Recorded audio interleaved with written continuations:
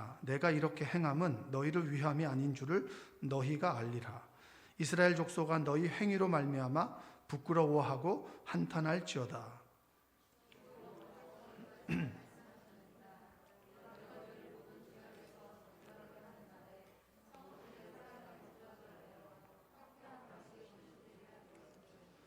전에는 지나가는 자의 눈에 황폐하게 보이던 그 황폐한 땅이 장차 경작이 될지라.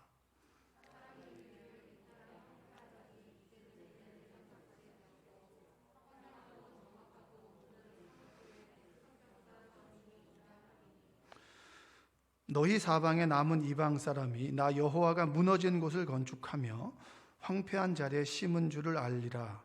나 여호와가 말하였으니 이루리라.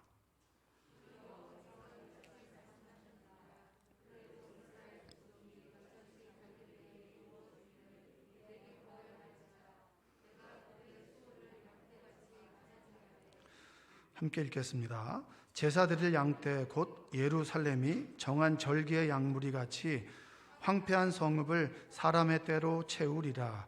그리한즉 그들이 나를 여호와인 줄 알리라 하셨느니라. 아멘. 오늘도 하나님의 은혜가 여러분의 삶 가운데 함께하기를 주님의 이름으로 축복합니다. 이성훈 청년이 오늘 제대를 했습니다. 주일날 광고에 나겠지만 저 뒤에 있는데 박수로 한번 환영하도록 하겠습니다. 아주 훈남 군인 같지 않아요? 그렇죠? 자, 제가 여러분 지금 수요일마다 기도에 관해서 설교를 하고 있습니다. 그래서 하나님께서 그만하라고 할 때까지는 기도에 관련된 설교를 좀 하고 싶습니다. 저도 기도에 관련된 부분을 다시 정리하고 또 기도하고, 기도에 대해서 아는 것보다 기도하는 것이 더 중요합니다. 왜냐하면 기도하다 보면 하나님께서 가르쳐 주시거든요.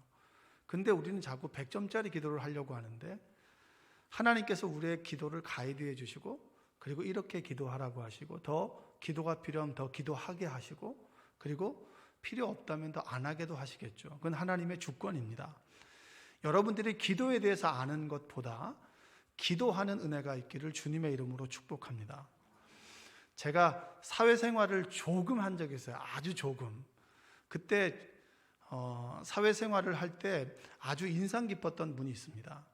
제가 그때 30대 초반이었는데, 그 30대 초반 때 저보다 한 12~13살은 많았던 여자분이었는데 아주 맑게 생기셨어요. 그리고 키도 좀 작고 체구도 작은 분인데 아주 말을 교양 있게 하는 분이었습니다. 근데 그분이 제가 이제 신학대학원을 다니는 거 아는지 모르는지 그걸 모르겠는데 저한테 어느 날 그런 얘기를 하는 거예요. 내가 일주일 동안 나를 전혀 모르는 무명의 비명 횡사한 사람들을 위해서 기도한 적이 있다는 거예요. 어디에서? 절에서. 근데 그 얘기를 딱 듣는데 제가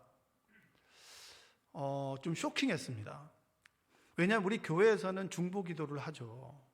중보기도를 합니다. 어떤 분의 기도 요청을 받거나 또 기도하는 가운데 떠올려 주시는 분들을 위해서 기도합니다. 왜냐? 성령께서 우리를 가이드해 주시거든요.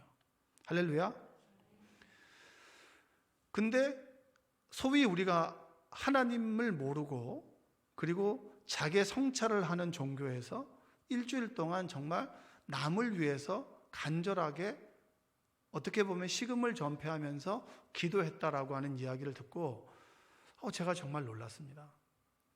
어떻게 보면 그분이 했던 기도와 우리가 하는 기도를 놓고 보면 그분의 기도가 더 위대해 보여요. 왜냐하면 우리는 늘 달라 이런 기도가 대부분인데, 그분은 그 순간만큼은 일주일 동안 자기를 전혀 알지 못하는 교통사고가 나거나 길거리에서 그냥 객사하거나 전혀 억울한 죽음을 당했던 분들을 위해서 기도했다라고 하는 거예요. 그럼 우리가 하는 기도와 그분이 한 기도가 뭐가 다를까? 그걸 좀 고민하게 되지 않습니까? 마가복음 9장 14절 이하에 보면 예수님께서 베드로와 야고보와 요한을 데리고 변화산에 올라가셔서 정말 하얀 옷으로 예수님께서 변화되세요. 변화되는 걸 보고 그 해프닝이 있을 때 그 변화산 아래에 어떤 일이 벌어졌느냐, 재미있는 이야기가 나와요. 귀신 들린 아이를 데리고 온 부모가 옵니다. 그래서 예수님의 이야기를 듣고, 예수님, 우리 아이를 좀 고쳐주십시오. 어렸을 때부터 불에도 뛰어들고 뻣뻣해지기도 하고 갑자기 뻣뻣해지기도 하고 거품이 나올 정도로 귀신 들린 아이인데, 체념하고 살았는데 예수님이라고 하는 사람의 이야기를 듣고 그분이라면 내 아들을 그리고 내 자녀를 고쳐주겠지라고 하는 희망을 가지고 나왔어요. 근데 예수님께서 변화산에 가셨잖아요. 누가 있어요? 베드로, 야고보, 요한 1, 2, 3가 빠지고 난 다음에 4부터 있는 거예요. 4부터 12, 12까지 있으니까, 그래, 그러면 예수님의 제자니까 이 사람에게도 부탁을 하자라고 했을 때 사람들 8명이 모여가지고 어떻게 했을까? 수많은 무리들이 좀 따르는 사람들이 있었을 텐데, 야, 너가 좀 해봐 이렇게 하다가 한 명이 걸렸을 거 아니에요. 그래서 예수님이 하는 것처럼 나사렛 예수님의 이름으로 명하노니 귀신아 떠나가라라고 했더니 떠나갔어요, 안 떠나갔어요? 안 떠나갔어요? 안 떠나간 거야. 난리가 난 거지. 그러니까 너가 좀 해보라니까 이 사람도 해보고 부모도 지치고 애도 지치고 제자들도 지쳤어요. 그때 예수님의 일행이 변화산에서 내려오셨어요. 화가 난 거죠. 야, 내가 어느 때까지 너희들한테 이거 가르쳐주고 저거 가르쳐줘야 되냐? 언제까지 내가 기다려줘야 되냐? 그렇잖아요. 언제까지 믿음이 생길 때까지 기다려줘야 되냐 이거예요.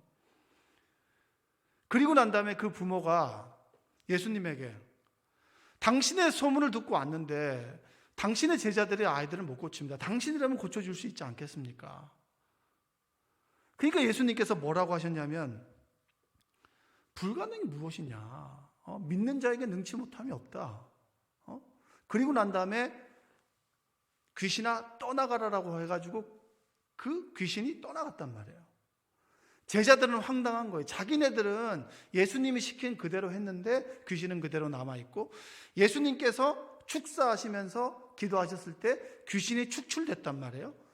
그러니까 이걸 보고 제자들은 한없이 작아지고, 그 다음에 예수님은 이 제자들에게 적잖이 실망하는 이야기들이 거기 할 수 있거든요. 무슨 말이냐? 믿는 자에게 능치 못함이 없다라고 예수님께서 말씀하신 거예요. 그리고 난 다음에 제자들이 예수님에게 묻죠. 왜 우리는 안 되고 당신은 됩니까? 라고 했을 때 예수님께서 뭐라고 하셨느냐? 마가복음 9장 29절에 이런 말씀하세요. 여러분 다 알고 있는 말씀이니까 읽어보겠습니다. 이르시되 기도 외에 다른 것으로는 이런 종류가 나갈 수가 없다. 기도했다라는 거죠. 그렇죠? 기도했더니 나가고, 그 다음에 제자들은 기도했더니 안 나가고. 그럼 여러분 기도가 뭡니까? 이게 이제 오늘 여러분에게 드리고 싶은 말씀이에요. 기도가 뭐냐? 여러분 기도는 도깨비 방맹입니까? 어떤 사람이 이렇게 얘기하는 사람 많아요. 목사님 기도 좀 세게 좀 해달라고 이렇게 얘기합니다. 그러니까 목사님이 세게 기도하면 되고 자기가 기도하면 좀 덜 되는 것 같은 느낌이 든다는 거예요. 여러분 그런 분들 계세요, 안 계세요? 기도 좀 세다 싶으면 그분한테 기도 좀 부탁하고, 기도가 좀 아니다 싶으면 이 사람한테 부탁 안 하고. 그럼 우리의 기도는 내가 기도하면 되는 거고 내가 기도 안 하면 안 되는 겁니까? 우리가 가지고 있는 부담감이 그거잖아요. 내가 이 일이 안 되는 건 기도하지 않았기 때문에 이 일이 안 되는 거야. 그리고 내 영빨이 좀 세지 않아서 기도가 안 되는 거야 라고 우리는 충분히 생각을 할 수 있습니다. 여러분 기도하면 모든 것이 된다. 여러분 우리가 알고 있는 알라딘의 그 지니 아시죠? 램프를 막 문지르면 지니가 뿅 나타나가지고 주인님 뭘 들어줄까요? 그러면 야 쟤를 좀 없애 좀 착. 우리의 기도가 그런 기도라고 생각한다면 여러분 우리는 믿지 않는 사람과 별 다를 바가 아무것도 없는 거예요. 목사님이 어떤 일이 잘 되면 목사님이 기도를 해서 잘 됐어. 참 저한테는 듣기 좋은 말이지만 이것처럼 유혹은 없는 거예요. 왜냐? 내가 그 문제를 해결해 준 건 아니잖아요. 그렇죠? 여러분이 저에게 기도 부탁을 했는데 여러분의 일이 잘 풀렸습니다. 그러면 제가 기도해서 잘 된 거고, 여러분이 기도 부탁을 했는데 잘 안 됐어. 그럼 목사님 기도 안 하셔서 안 되는 겁니까? 그리고 농담식으로 목사님 요즘 기도를 좀 세게 안 하시나 봐요. 이렇게 얘기하는 분들도 있단 말이에요. 기도의 주체가 내가 원하는 걸 들어주면 오케이. 내가 하나님이 되는 순간이 기도하는 순간이 된단 말이에요. 믿는 사람이 기도하는데 내가 기도하면 되고 기도 안 하면 안 되고라고 하는 것은 뭐냐? 그 문제를 풀 수 있는 주체가 나라고 하는 얘기예요. 그것만큼 위험한 것은 없다라고 하는 겁니다. 기독교와 다른 종교의 결정적인 차이점이 뭔지 아세요? 모든 사람이 나의 원함을 가지고 있습니다. 여러분, 원함이 뭡니까? 여러분의 자녀가 결혼 정년기에 있는 자녀가 있는데 결혼을 하지 않았다면 부모님들의 기도 제목은 뭘까요? 결혼에 대한 부분이겠죠. 그리고 내 자녀가 결혼을 했는데 아이가 생겨나지 않았어요. 그럼 여러분들, 부모된 여러분들은 무엇을 놓고 기도하겠습니까? 건강한 2세를 달라고 기도하지 않겠습니까? 그리고 어떤 입시를 놓고 본다면 자녀의 합격을 놓고 기도할 것이고, 직장의 문제를 가지고 있다면 직장을 주시옵소서라고 기도할 겁니다. 믿든 믿지 않든 간에 나의 원함은 동일하게 존재해요. 그런데 나의 원함과 내가 기도하는 대상의 원함이 충돌했을 때, 기도하는 대상 하나님의 원함을 설득하지 않고 그분이 나를 설득하는 대로 내가 굽히는 것이 뭐냐면 우리의 기도와 다른 사람의 기도의 결정적인 차이입니다. 하나님, 예수님께서 기도하셨잖아요. 죽음을 앞두고 얼마나 두려워요. 내가 이 십자가를 지지 않으면 안 되겠습니까? 나의 원함이죠. 근데 기도하는데 하나님의 원함은 십자가를 지는 거예요. 왜냐? 십자가 속에 인류의 구원이 담겨 있기 때문에. 그러나 나의 원함은 굽히기 싫어. 끊임없이 기도하다가 마지막에 뭐라고 하죠? 나의 원대로 마옵시고 아버지의 뜻대로 하옵소서. 여러분, 이게 그리스도인의 기도와 그리고 믿지 않는 사람의 기도의 결정적인 차이가 아닐까요? 여러분, 우리는 이런 기도를 드렸으면 좋겠어요. 나의 원함을 들어주면 오케이, 좋아. 근데 나의 원함대로 되지 않으면 하나님 나빠요. 이게 아니란 말이에요. 나의 원함을 가지고 하나님께 나아가는 건 너무나 좋은 것입니다. 그러나 그 대상을 나의 기도로 움직이려고 하지 말고 그 대상에 따라서 내가 변화되는 것이 그리스도인의 온전한 기도입니다. 여러분들이 그런 기도를 드리시기를 주님의 이름으로 축복합니다. 기도를 하다 보면요, 나는 이 기도를 하고 싶은데 이 기도 말고 다른 기도를 하라고 하실 때가 있어요. 그러면 그 기도를 따라가는 거예요. 왜냐? 주님께서 나의 가이드가 되시고 하나님의 원함이 그 영혼을 위해서 기도하라고 한다면 우리는 그 영혼을 위해서 기도하는 것이 순종이라고 하는 거죠. 여러분, 오늘 본문은 기도의 의미를 정확하게 알고 있는 거예요. 제자들이 왜 나는 이 귀신을 쫓아내지 못합니까? 라고 할 때 주님께서는 기도 외에는 이런 유가 나갈 수 없다라고 말씀하셨어요. 너희들의 기도와 내 기도가 뭔가 다르다라고 하는 거죠. 주님의 기도는 축출했지만 우리의 기도는 축출하지 않았다면 예수님이 하고 있는 기도와 우리의 기도가 조금 다르다라고 하는 겁니다. 오늘 본문에서는 여러분 36장은 포로된 이스라엘을 축복하는 내용이에요. 근데 그들의 삶은 사실은 하나님 보시기에는 부끄러워요. 한번 읽어보겠습니다. 35절 36절을 한번 에스겔 한번 읽어보겠습니다. 시작. 사람이 이르기를 이 땅이 황폐하더니 이제는 성읍들의 성벽과 주민이 있다 하리니 너희 사방에 남은 이방 사람이 나 여호와가 무너진 것을 건축하며 황폐한 자리에 심은 줄을 알리라. 나 여호와가 말하였으니 이루리라. 자, 불순종해서 나라를 빼앗겼습니다. 포로 생활을 하고 있단 말이에요. 그들의 삶은 피폐할 만큼 피폐했어요. 근데 하나님께서 너희들의 삶을 뒤바꿔 주겠다는 거예요. 포도나무와 무화과나무를 심어서 황폐한 이 땅에 너희들이 풍요로운 삶을 살게 만들어 주겠다라고 하나님께서 약속을 하시는 거예요. 그들이 원함 이전에 하나님은 그런 계획을 그들에게 가지고 있었어요. 회복하겠다는 거죠. 너희들의 이 땅을 회복하겠다. 여러분 지금 여러분의 가정이 어떻게 보면 축이 기울어지거나 우리의 삶에 어려움이 처한 분들이 계시죠. 그런 상황과 똑같이 있을 때 하나님의 계획은 뭐냐? 회복하시겠다는 거예요. 가난에서 풍요로움으로 그리고 건강을 잃어버린 자를 치료하시겠다라는 계획을 하나님께서 가지고 계신 거예요. 근데 여기서 이스라엘 민족은 복을 받을 만한 상태가 아닌 거예요. 깜이 아닌 거예요. 예를 들면 기도도 안 하고 우리 입장에서 봤을 때는 예배도 안 드리고 하나님을 부르짖지도 않아요. 그런데 하나님께서는 그들을 향한 계획을 가지고 있어요. 근데 하나님의 조건이 하나 있습니다. 그 조건이 뭐냐면 오늘 37절이에요. 한번 읽어보겠습니다. 주 여호와께서 이같이 말씀하셨느니라. 그래도 이스라엘 족속이 이같이 자기들에게 이루어 주기를 내게 구하여야 할지라 내가 그들의 수요를 양떼같이 많아지게 하되.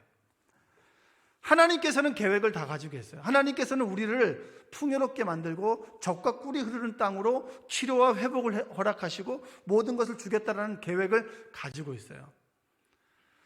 근데 그 계획을 부어주시는 것은 뭐냐면 너희가 내게 구하여야 하겠다라는 거예요. 여기서 중요한 게 뭔지 아세요? 우리가 기도할 때 하나님께서 계획을 세우시는 게 아니라고 하는 겁니다. 기도했으니 하나님께서 계획을 세우고 내가 기도하지 않았으니 하나님께서 계획을 세우지 않는다라고 하는 게 아니에요.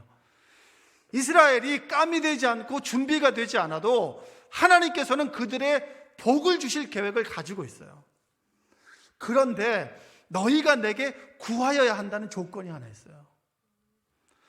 여러분, 기도는 아주 쉽게 정리하면 하나님 도와주세요. 따라서 해보세요. 기도는 하나님 도와주세요입니다. 한번 따라서 해볼게요. 가슴에 손을 놓고 하나님 도와주세요. 3번만 해보겠습니다. 시작. 하나님 도와주세요. 하나님 도와주세요. 하나님 도와주세요. 왜냐? 하나님의 계획이 세워져 있는 것을 너희가 내게 구하여야 내가 너희에게 준다라고 하나님께서 말씀하셨어요. 부모가 돈을 들고 있어요. 그리고 아이에게 줄 계획도 가지고 있어요. 그런데 무슨 이유에서든지 달라고 해야만 준다라는 거예요. 왜냐? 여러분, 필요하지 않는데, 달라고도 하지 않는데 미리미리 채워주는 것이 교육적으로 좋은가요? 좋지 않은가요? 그래도 우리가 그것에 대한 가치를 알려면 간절함이 있어야 되는 거 아니겠습니까?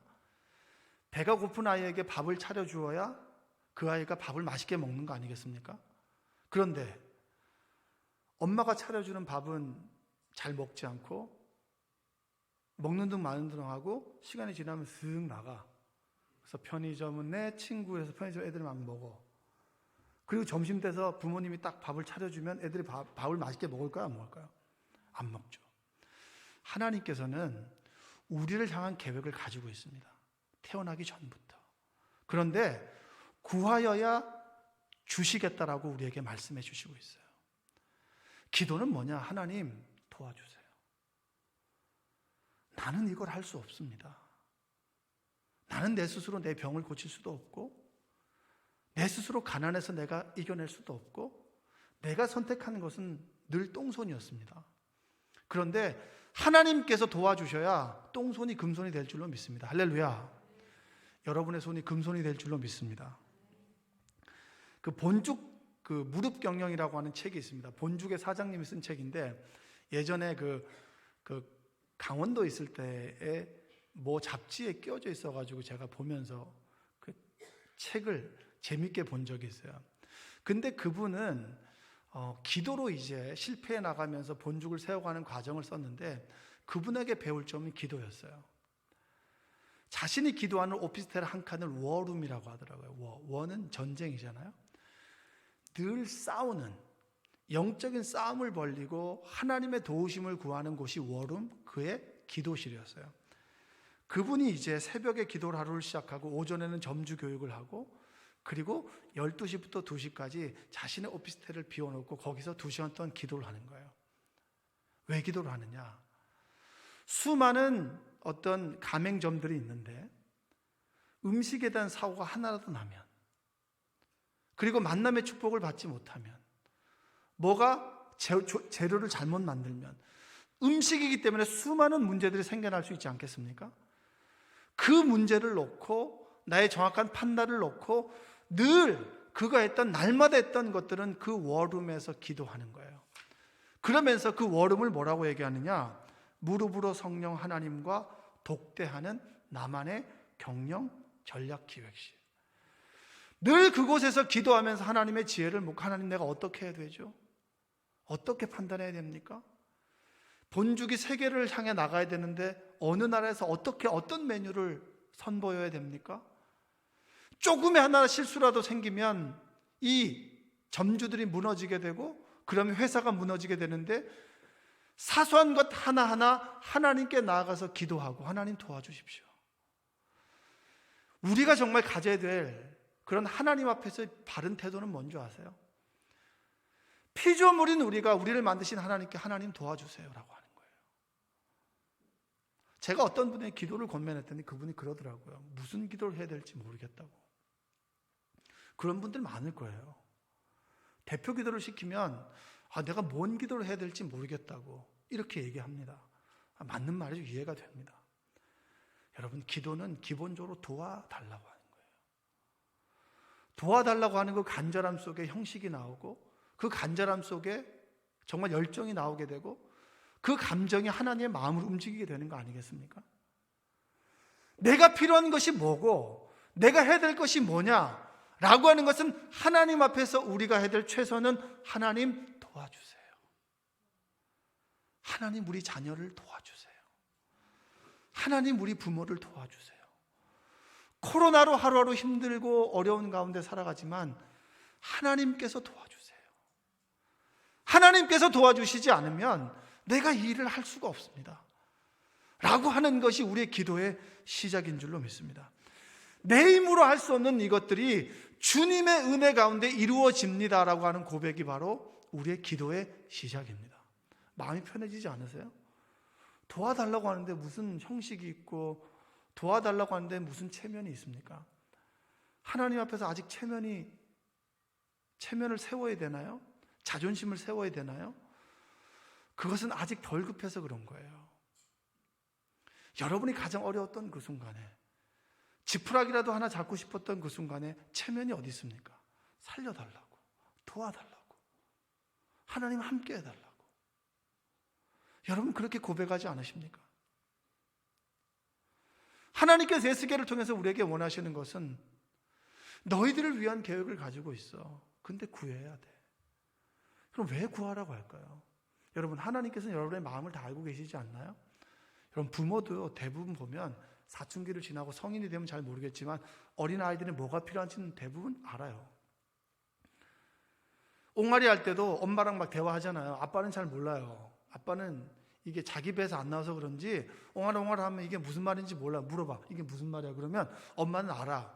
이게 지어낸 건지 마음과 마음이 통하는 건지. 근데 저는 자신의 뱃속에 있었고 영적으로 통하는 사람이기 때문에 알겠죠. 아빠는 잘 모르겠지만 아빠도 아는 사람도 있을 거예요. 저는 잘 몰랐어요. 그 요구를 알고 있는데 왜 하나님께서는 우리에게 자꾸 구하라고 할까요? 여러분, 여기서 정말 중요한 구절이 38절 한번 읽어볼까요? 읽겠습니다. 제사 드릴 양 때 곧 예루살렘이 정한 절기의 양무리 같이 황폐한 성읍을 사람의 때로 채우리라. 그리한즉 그들이 나를 여호와인 줄 알리라 하셨느니라. 여러분, 기도의 시작은 제가 뭐라고 그랬습니까? 하나님 도와주세요라고 했죠. 근데 제가 이런 말씀 드렸어요.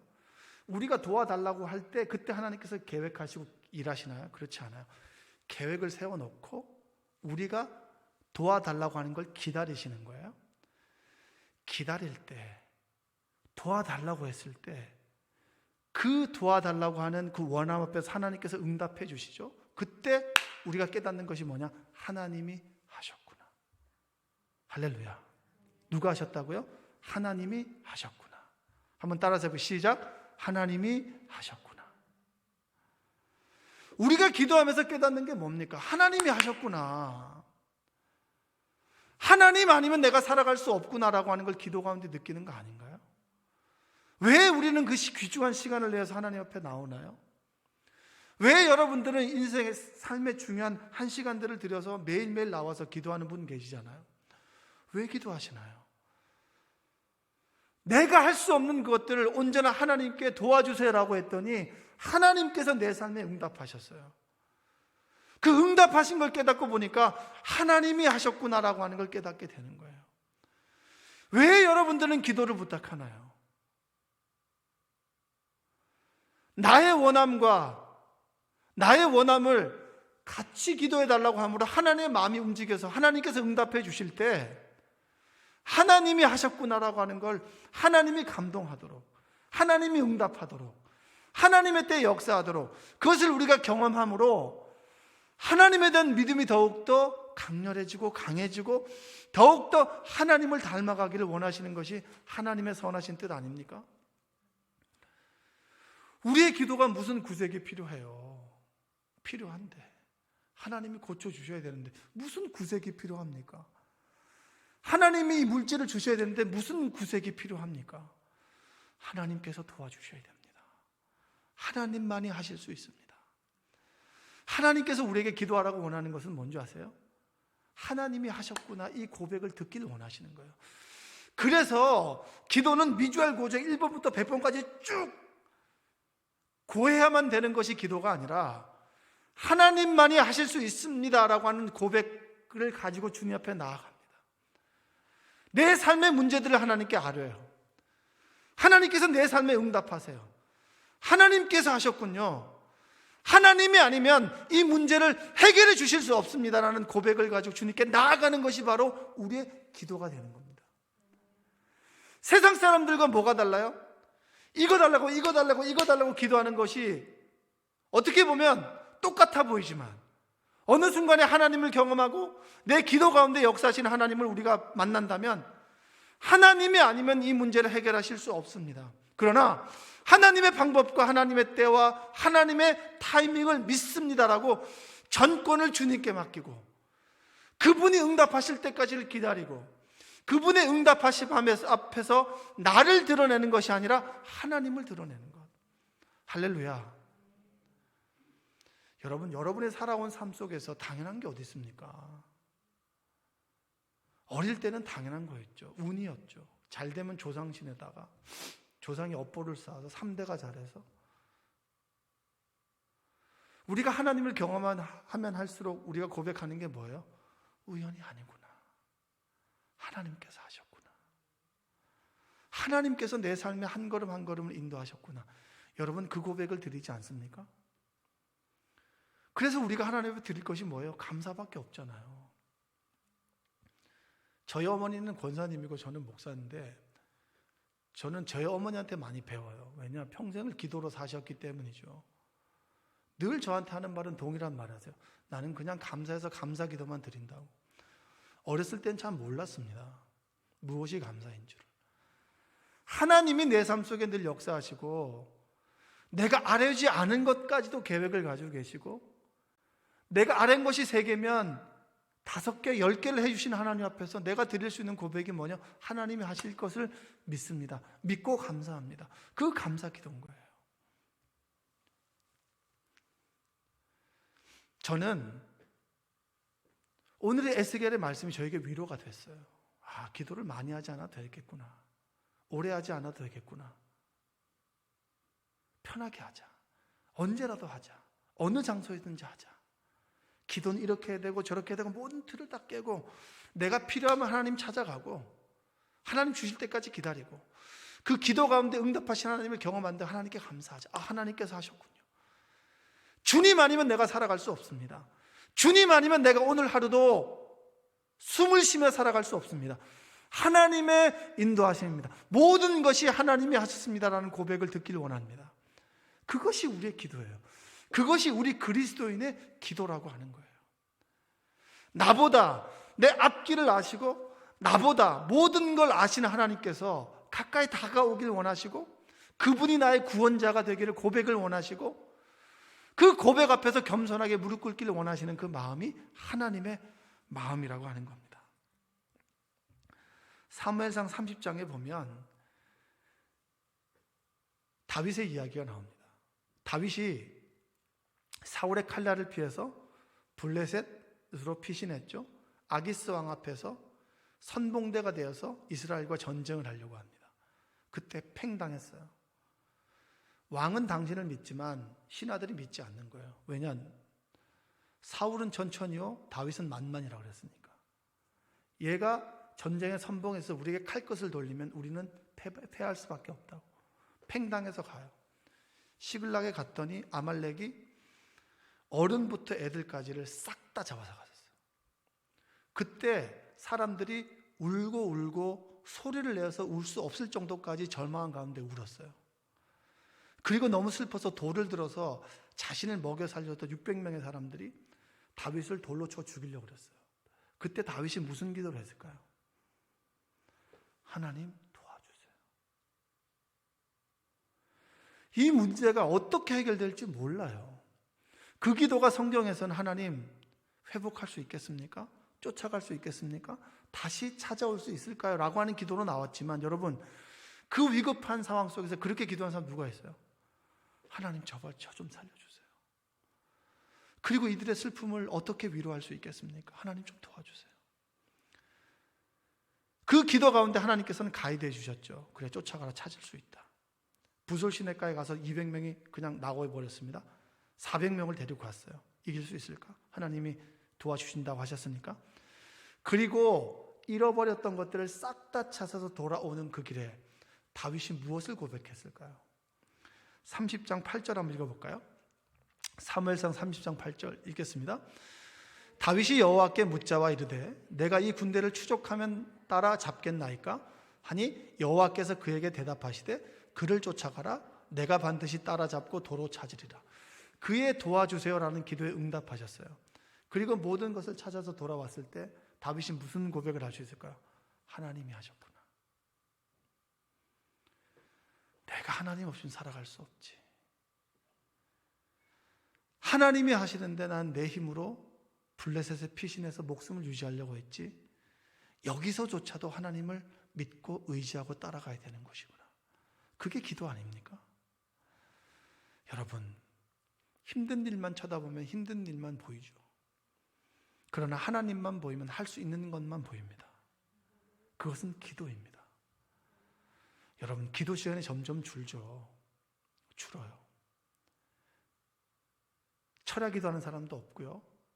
산에 가서 나무 뿌리를 뽑는 사람도 없어요. 괜찮아요. 그렇게 기도하지 않아도 돼요.